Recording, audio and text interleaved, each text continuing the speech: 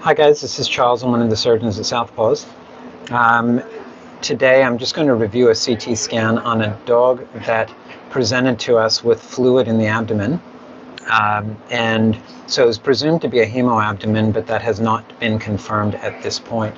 So we've done a CT scan. This is a contrast-enhanced CT scan, but I'll go through the lung scan first. And so looking at the lung parenchyma, we can see that everything looks pretty normal. There are a few, you can see the bronchi there, and then you can see the blood vessels that are on either side of the bronchi, the artery, bronchus, and vein. And as we go back through, you can see the heart with contrast. So this is the aortic root right here. So you can see that, so that's the cranialmost aspect of the aortic root right there, and then it splits into the ascending aorta and descending aorta. That would be approximately the location of the aortic valve.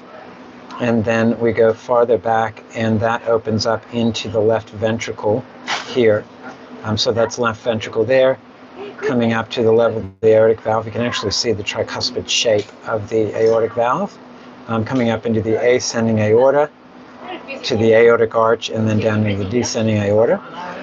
This is going to be vena cava right here. So this is caudal vena cava coming up into the right atrium here, and then you will see the cranial vena cava coming out the other end right there.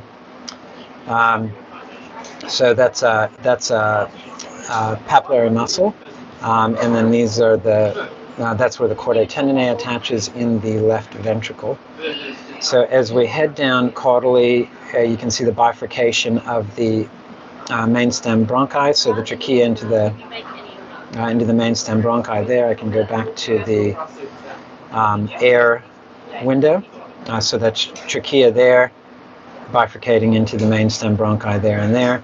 You can see this is esophagus right down here.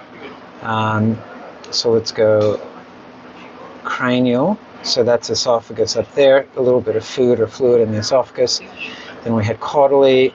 You can follow that along until it goes through the diaphragm and into the cardia of the stomach right there. So the lungs look pretty good. There's some mild bony changes at the costochondral junctions around here and here, which is no big deal. Incidental finding of a few lipomas. We can see 1, 2, and 3 lipomas right there. And then heading back into the diaphragm and then into the liver. Now the most dramatic finding that I can see on the abdominal scan is the gallbladder is really large, and there's some calcification of the wall of the gallbladder, and then there's some fluid around the neck of the gallbladder that's outside the gallbladder. And so if I had to guess, I'd say this dog's got cholecystitis and possibly about to perforate, but we're going to do an ultrasound-guided aspiration of the fluid. Now, there isn't a huge amount of fluid in this abdomen. You can see a little bit right up here near the liver. Heading caudally, you can see some more fluid over here around the duodenum. More fluid back here around the caudal abdomen. The adrenal glands look normal.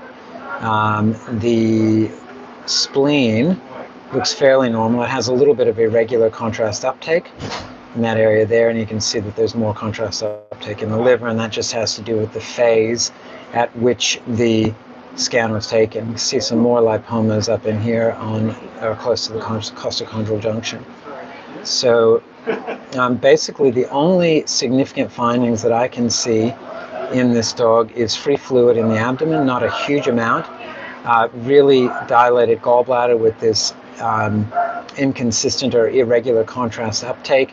There's some calcification in the wall of the gallbladder that was present before we looked at the contrast enhanced scan, and then there's some free fluid around the neck of the gallbladder. So my bet's on gallbladder at this point, but when I find out for sure, I will let you know.